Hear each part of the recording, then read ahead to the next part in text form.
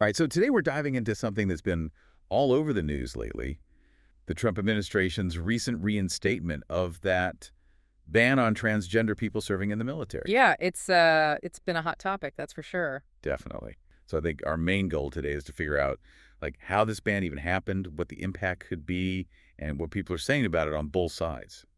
It's interesting how this whole thing ties into so many different things, like social policy, military rules, individual rights. It's kind of a big mess we're going to try to untangle. Yeah, exactly. And I got to say, I'm always interested in those personal stories, like hearing from someone who's actually affected by these decisions. It really adds another dimension to the whole thing, don't you think? Oh, absolutely. Policies have real-world consequences, and it's those human stories that often get lost in all the political back and forth. Yeah, for sure. So I think to really understand how big of a deal this ban is, we need to step back and look at the history of it all.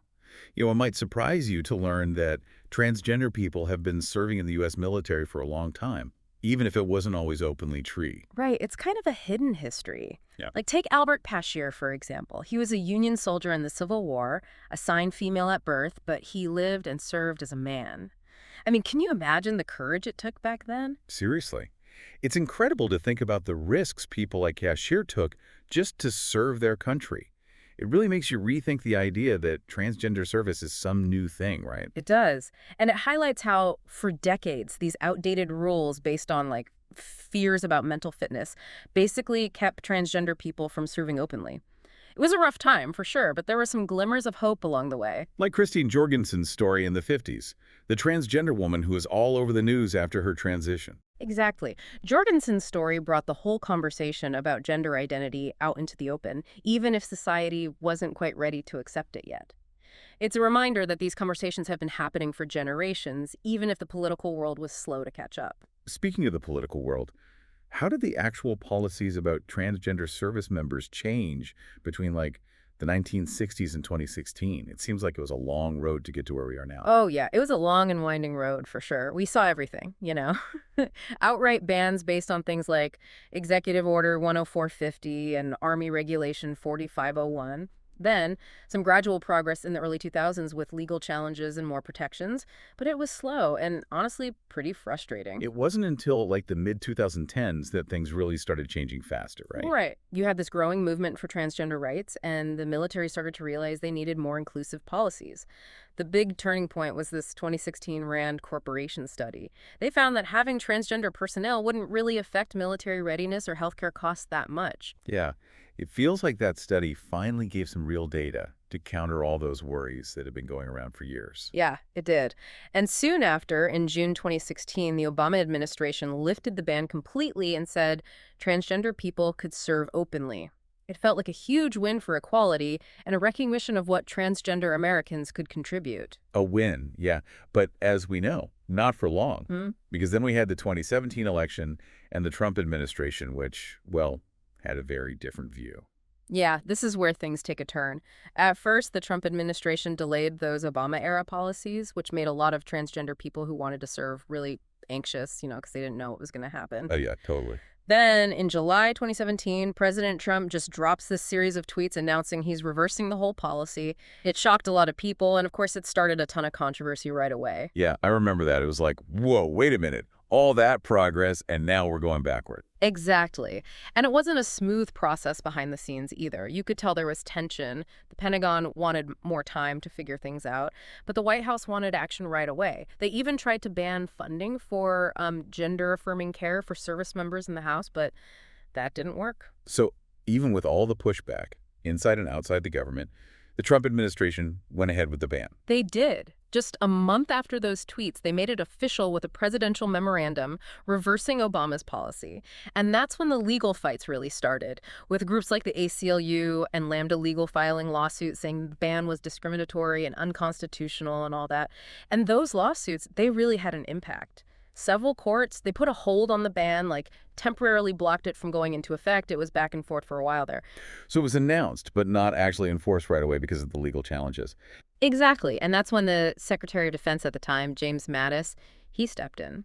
He said transgender people who are already serving, they could stay while they worked on a new policy. Sort of a compromise, a way to handle this whole messy situation. So instead of focusing on keeping new transgender recruits out, they were trying to figure out what to do with the people already serving. Right. And this Mattis memorandum, that's what laid out the new policy. And it had some very specific rules, like anyone with a history of gender dysphoria, they'd be disqualified, except in very limited cases.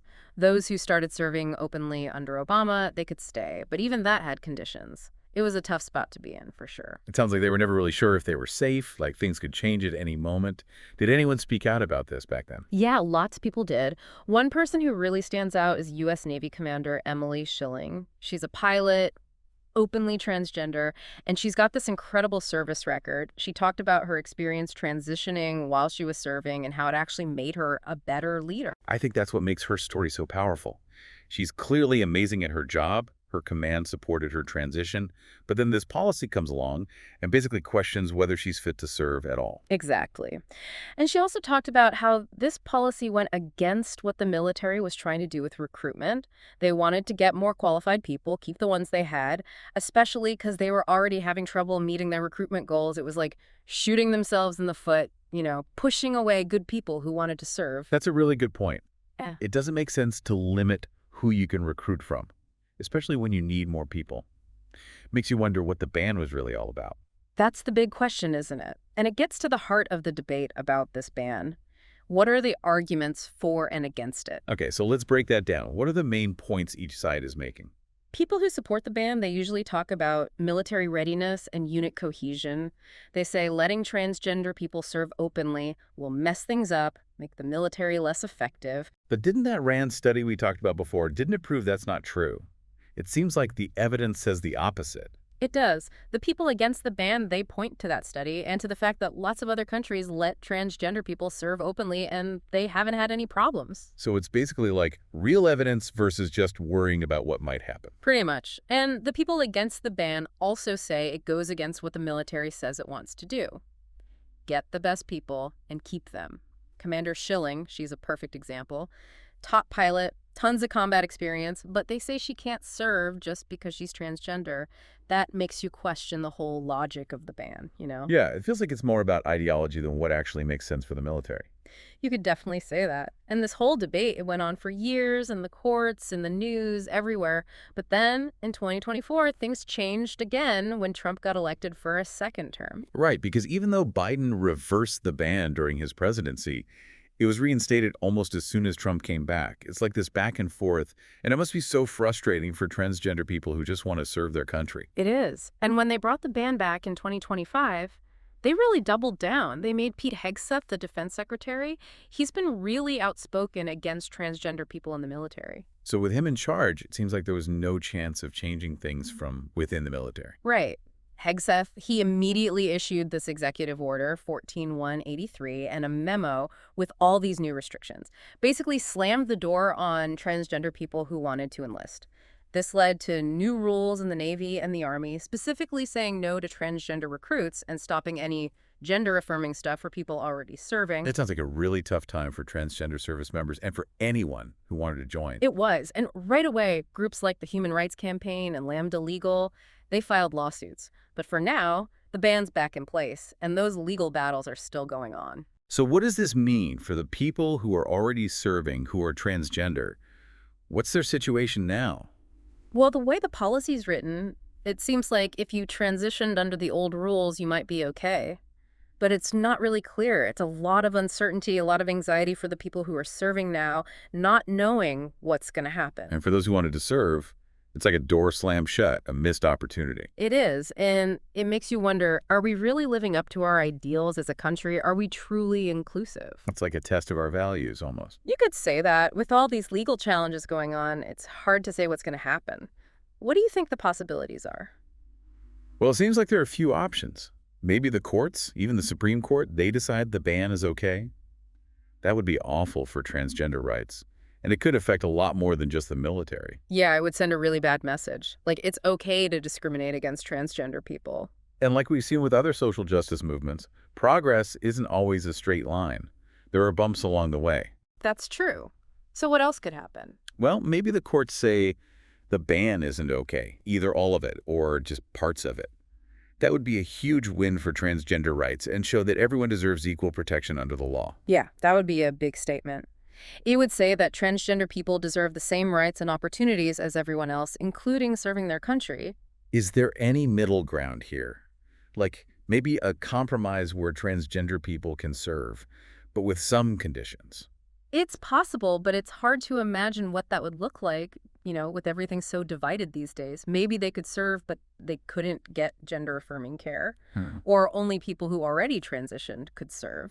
So we're back to that question of who gets in and who doesn't. Right. It's a tricky situation, and finding something that everyone's happy with, that's going to be tough. It feels like we're at a crossroads, and a lot depends on what the courts decide. But while we wait for that, I think we should talk about something we haven't really touched on yet: the health and well-being of transgender service members.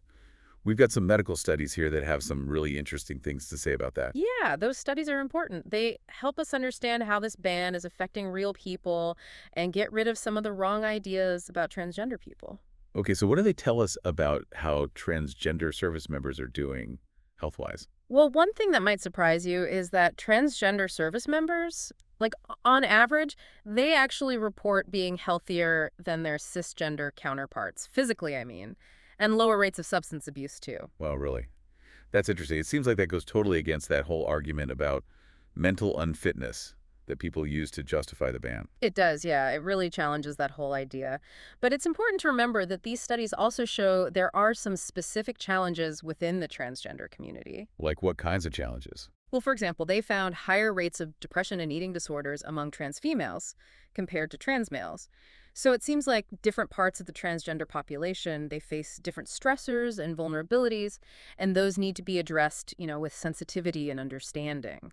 So even though the overall picture seems pretty positive, there are still some serious mental health concerns that we need to deal with. Exactly. And it makes you think, could the ban itself and all the stigma that comes with it, could that be making these mental health differences even worse?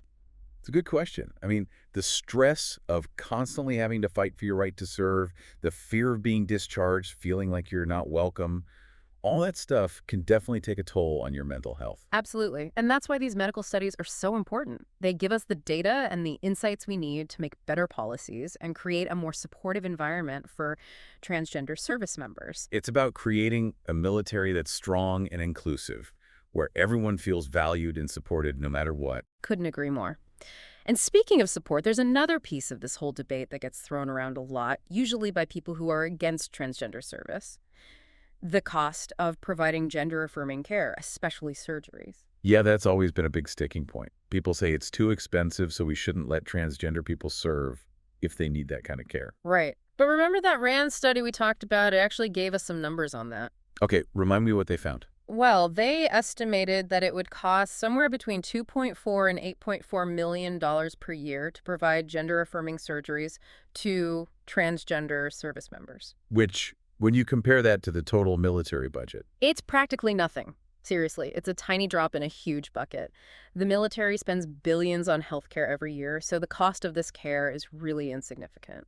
so the cost argument doesn't really hold up when you look at the actual numbers. Nope, it doesn't. And when you think about all the skilled and experienced people the military could lose because of the ban, the cost of denying this care seems even less important.